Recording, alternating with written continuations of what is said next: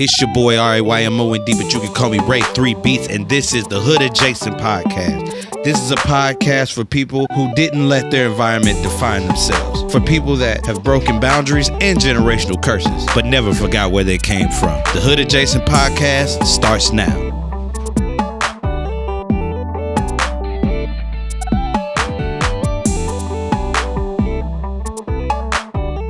What's going on, everybody? This is the Hood Adjacent Podcast. This is for people that didn't necessarily live in the projects, but they live right down the street from that joint. You know what I'm saying? It's for y'all. It's for the educated hood folk. And yeah, man, happy to be here. This is episode 2, my boy. Episode 2. Man, I gotta tell y'all, man. I was just this morning I was on my phone scrolling. Let me tell y'all, I got hoodwinked, bamboozled, led astray. And you know who did it? Temu, bro. Temu got me for my money, bro. They caught me because I was look.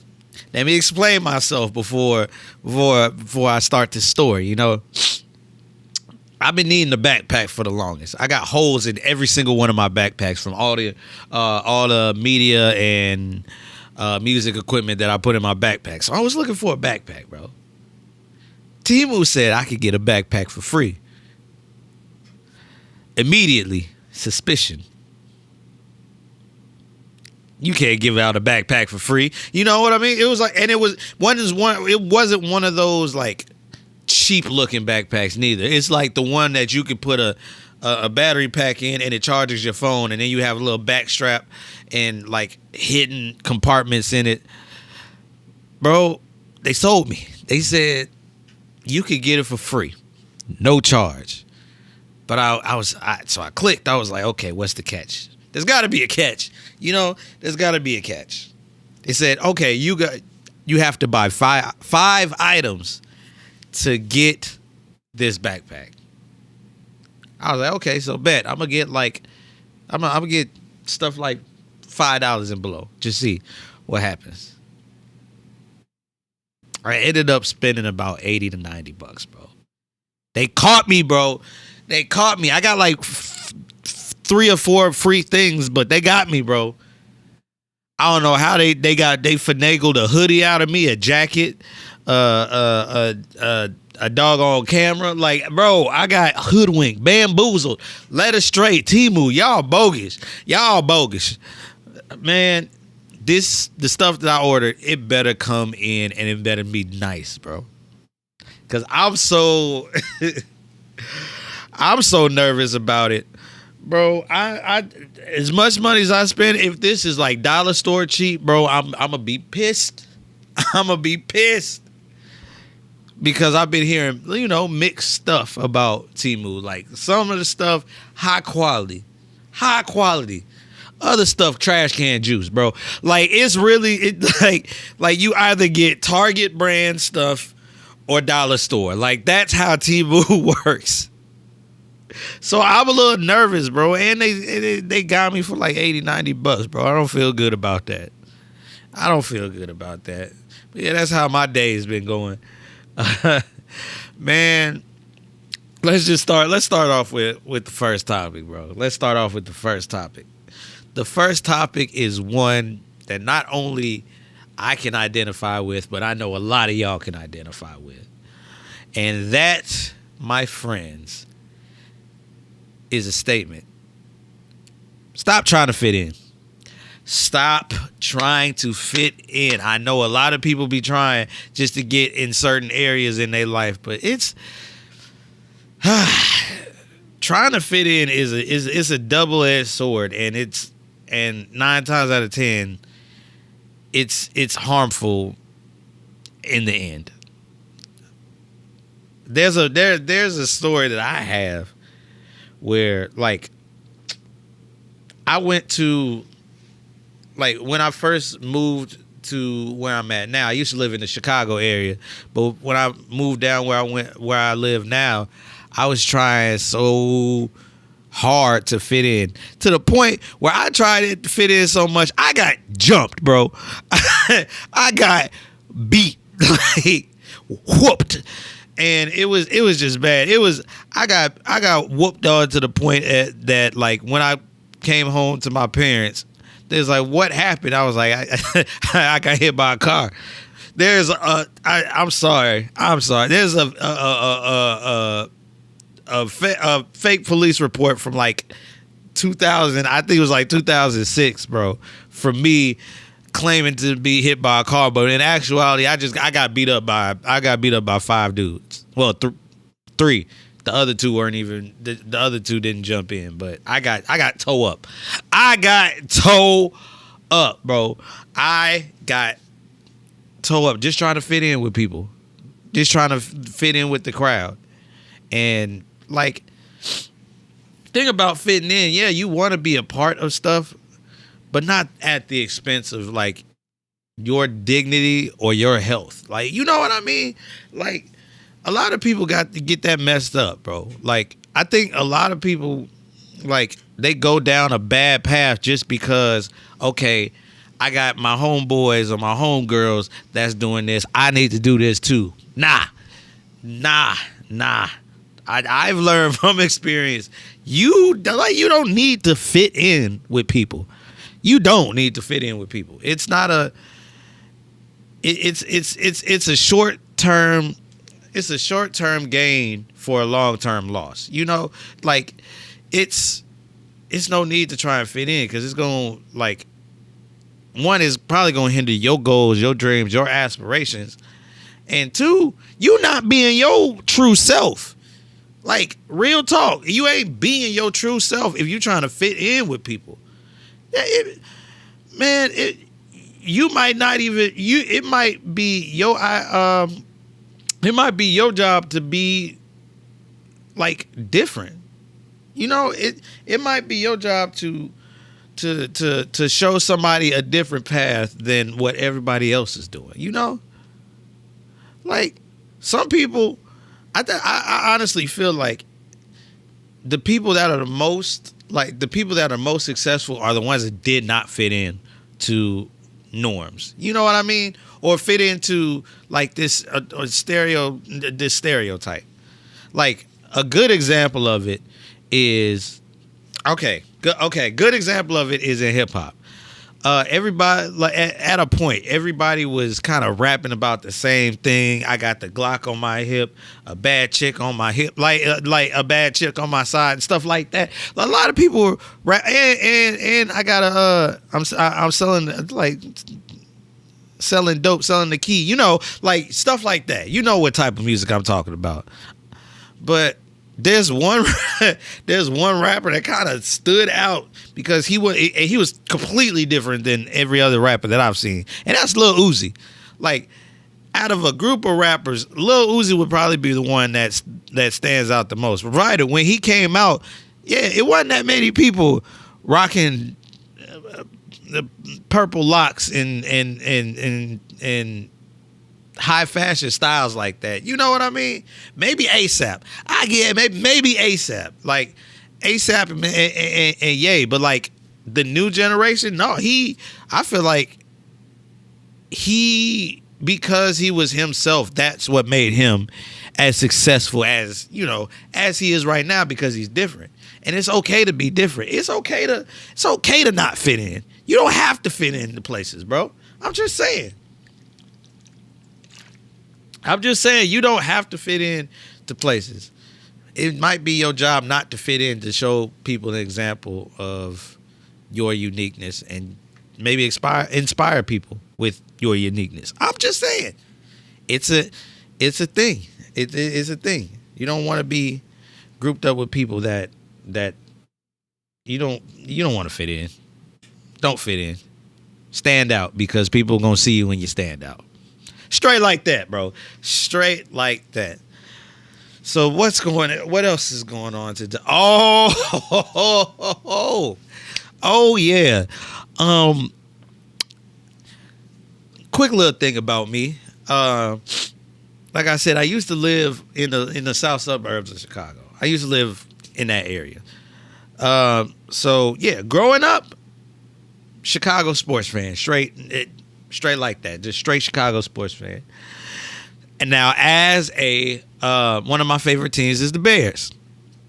So as a Bears fan, it is so fulfilling to see the Packers lose to the 49ers every year. Let's go.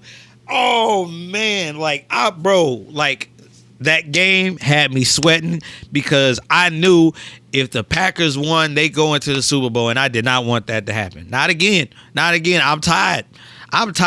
As a Bears fan, I am tired. I don't want them to win no more. We need to win something. We in a work in progress. Hashtag keep Justin Fields. But anyway, yeah, like I was so, bro, a win for the 49ers felt like a win for a Bears fan. You know, it had that feeling. I was so happy because they made me so nervous.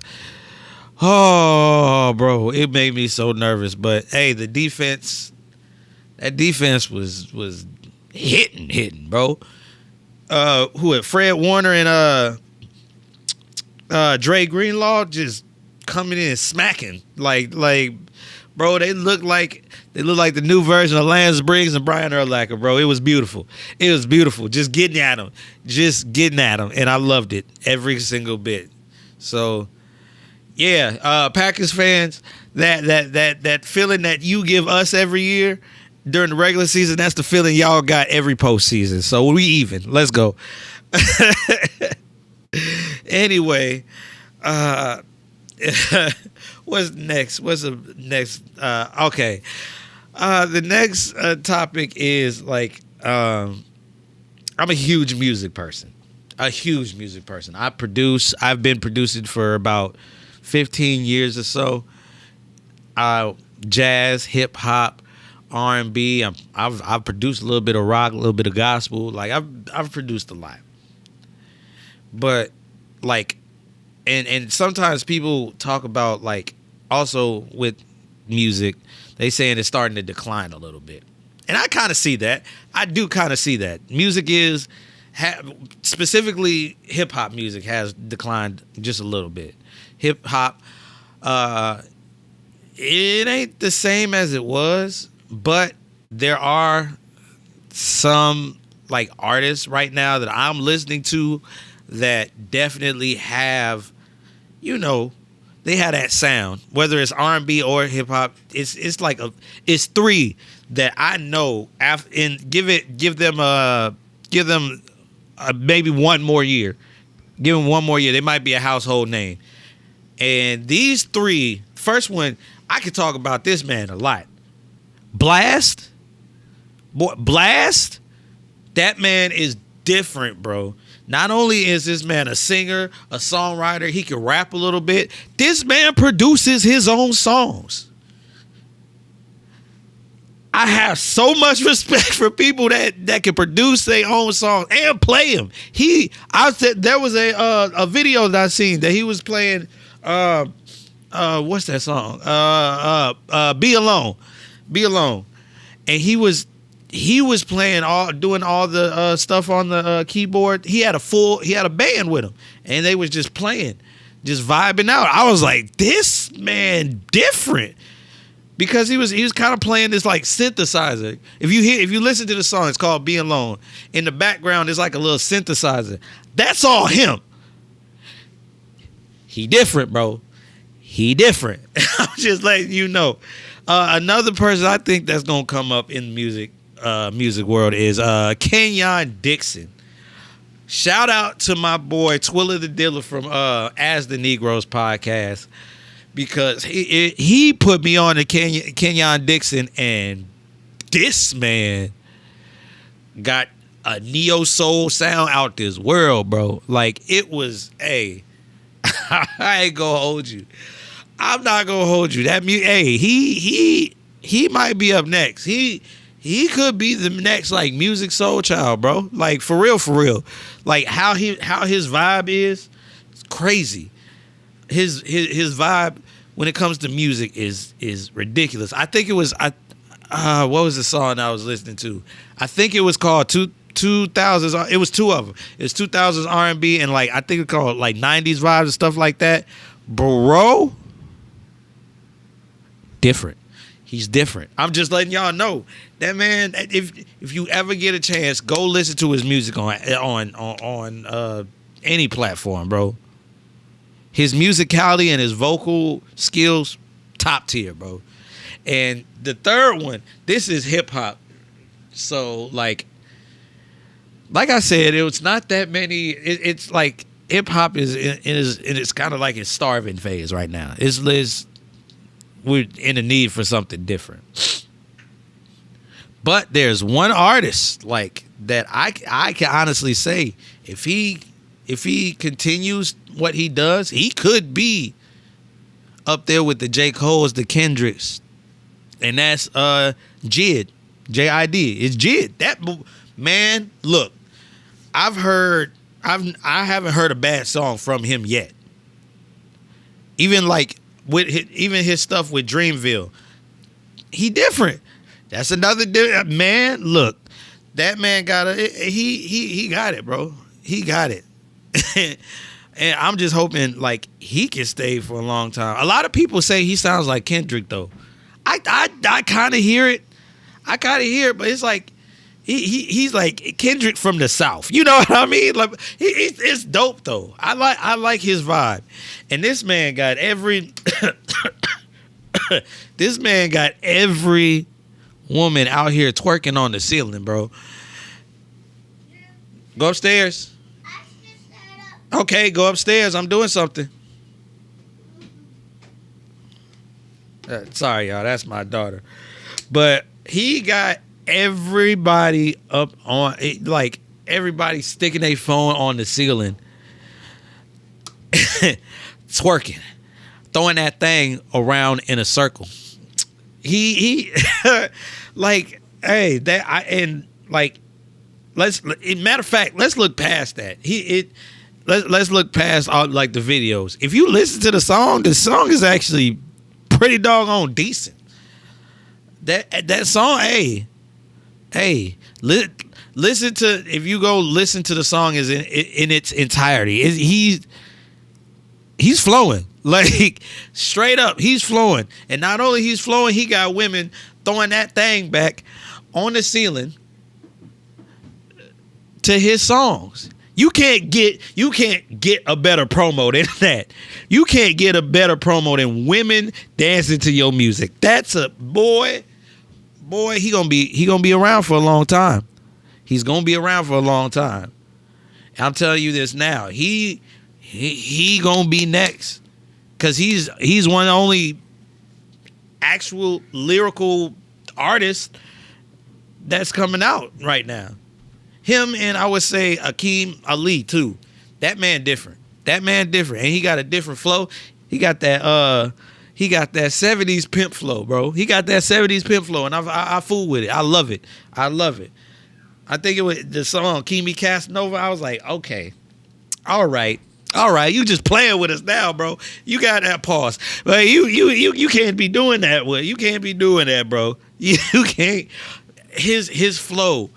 That the wordplay. That's why I fool with all of that, bro.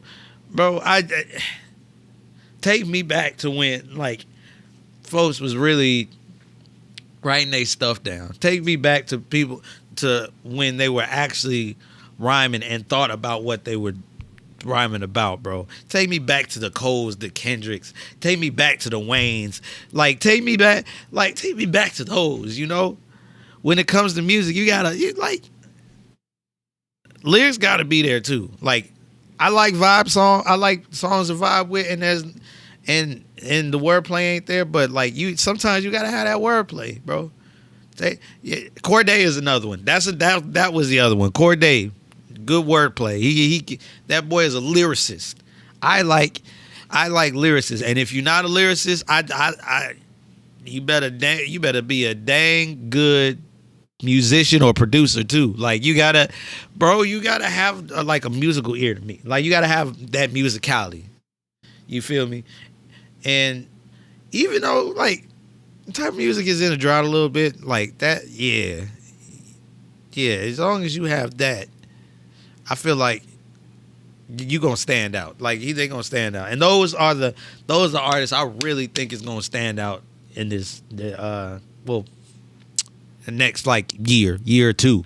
They're gonna be the next. They're gonna be the biggest thing, not the next big thing, but the biggest thing. Watch, I'm telling you. I'm telling you. Uh, well, we on to our very last topic, and this one, I know I'm gonna have some mixed emotions. I mean, I know there's gonna be mixed emotions about this, but it's all right. Feel free to have those mixed emotions. Um, Back when I was a kid, there was this thing called Cartoon Network. There was this thing called Cartoon Network, not CN, but Cartoon Network. And there was a show on Cartoon Network that I have not seen any reruns of. I have not seen it on any.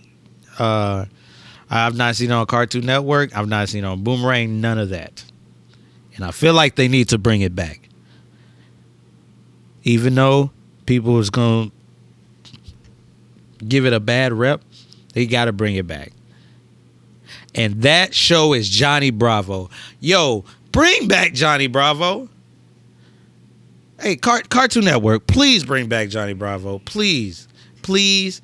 Look, I get why it's not on air. Because Johnny was a bit of a misogynistic, he gave off F-boy vibes. He definitely was an F-boy. Like, he was always hitting on women, and things like that. But there's actually a lesson behind that. You feel what I'm saying? Because if you think about it, watch Johnny Bravo back. What does every single woman that he hits on have in common? I'll give you a second. Don't know? Every woman in that show, the one thing that they had in common is they were successful working or business women. Like they were successful women. If you think, look back at every woman that Johnny hit on. She was either a doctor, a lawyer, a businesswoman, a actor, a model, like stuff like that. They all were they were all successful women. How is this a lesson? Johnny Bravo teaches people what is going to happen to you if you step to them with misogynistic views or F-boy views.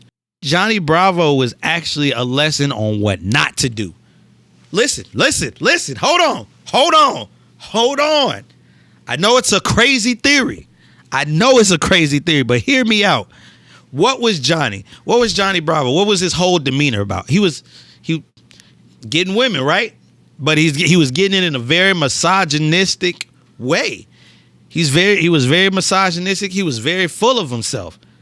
He's what you call today a F-boy, That's what he is. Let's be real. That's what he is in the show. He's an F-boy. He's a douche, if you will. That is also like I said, that's the reason why I think Johnny Bravo should still be on the air. Just because it shows, if you try that whole misogynistic, hey, look at me, look at this, look at that, it's not going to work. It's not going to work on a woman that's successful. I could guarantee you that it's not going to work on a woman that's successful that got their stuff together. I'm just letting y'all know, don't shoot the messenger. Do not shoot the messenger, because I'm just trying to let y'all know. Bring back Johnny Bravo. No more misogynistic stuff. If you bring it back, it's just a blueprint. Just a blueprint of how to not be Jesus misogynistic. I'm just saying. So I think we had a good pod today. Talked about my turbulence with Temu. You know, they got all my money. They robbed me. You feel me? I just need to see. They swindled me. They swindled me. But I need to see. I definitely need to see if what Temu hitting for. So by next pod, I'm probably gonna have all that stuff. So we gonna see. We gonna see if it's hitting on something. I also talked about don't try to fit in. Don't try to fit in. Be yourself. Being yourself is the best thing that you could possibly do for yourself. That makes you an individual, and that makes you you. The Packers suck. Yes, sir, they do. I'm about to get cooked for saying it. But it's all right. It's all right.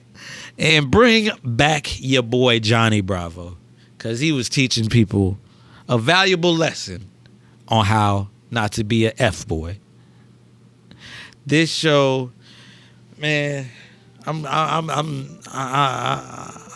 glad about this. You know, the Hood Adjacent Podcast is only gonna get better from here. Shout out to Good Advice Management, and shout out to G's Creative Creations. This has been a FMB production of the Hood Adjacent Podcast. It's your boy RAYMOND, but you can call me Ray3 Beats on all social media sites. And without further ado, we out, y'all. Peace.